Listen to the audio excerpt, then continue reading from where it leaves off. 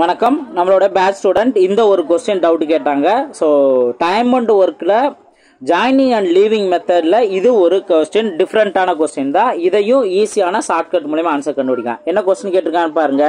ஏ மற்றும் பி ஆகியோர் இணைந்து ஒரு வேலையை 30 நாட்களில் முடிப்பார். இருவரும் சேர்ந்து 20 நாட்கள் வேலை செய்த பிறகு பி சென்று விடுகிறார். மீதமுள்ள வேலையை ஏ 20 நாட்கள் முடிப்பார் எனில் முழு வேலையை ஏ எத்தனை நாட்கள் முடிப்பார்? ஸோ இந்த மாதிரி கொஸ்டின் கொடுத்துருக்காங்களா? இப்போ ஏவும் பியும் சேர்ந்து 30 நாள் வேலை முடிப்பாங்க அப்படிங்கிறது இருக்கு.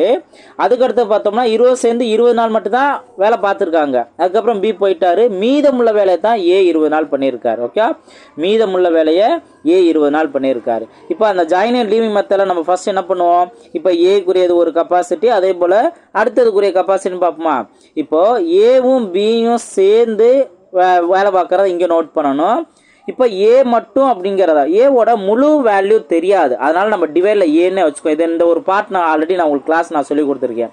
இப்போ என்ன நம்ம சேஞ்ச் பண்ணணும் அப்படின்னா, ஏவும் பியும் சேர்ந்து எத்தனை நாள் வேலை வைப்பாங்க? 30 நாள் வேலை வைப்பாங்களா? ஸோ 30 நாள் வேலை வைப்பாங்க. அவங்க 20 நாள் மட்டும்தான் வேலை பார்த்தாங்க. கரெக்டாக பார்க்குறேன். அந்த கொஸ்டினை கரெக்டாக அந்த சென்டென்ஸை ரீட் பண்ண நான் சொல்கிற மெத்தட் கரெக்டாக புரியும். ஏயும் பியும் சேர்ந்தாங்கன்னா 30 நாள் வேலை வைப்பாங்க. ஆனால் அவங்க வேலை பார்த்தது 20 நாள் தான். அப்போ அதுல பி போயிடுறாரு.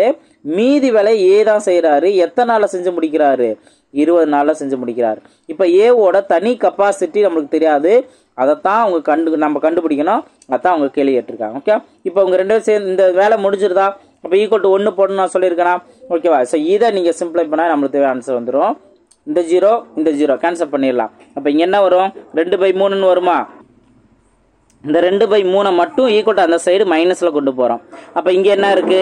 20/a அப்படின்னு இருக்கு. Equal to 1 minus 2/3. 2/3 இந்த சைடு பிளஸ்ல இருக்கு, அந்த சைடு போகும்போது மைனஸா மாறும்.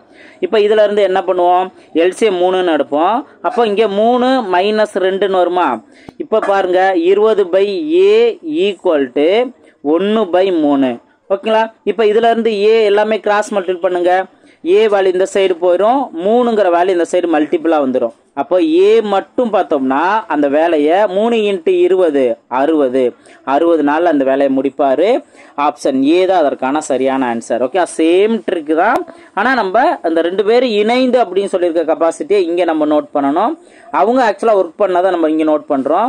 ஏவோட முழு கெப்பாசிட்டி தெரியாது, ஆனா அவர் மீதி வேலை 20 நாள் முடிச்சிருக்காரு. ஸோ இந்த தான் நம்ம ஆல்ரெடி நம்ம ஏ தனியா பி தனியா நம்ம பார்த்துருக்கோம், ஒரு மெத்தட் நம்ம பார்த்துருக்கோம். ஸோ அதுபடி ஆன்சர் கண்டுபிடிக்கலாம். ஓகேங்களா?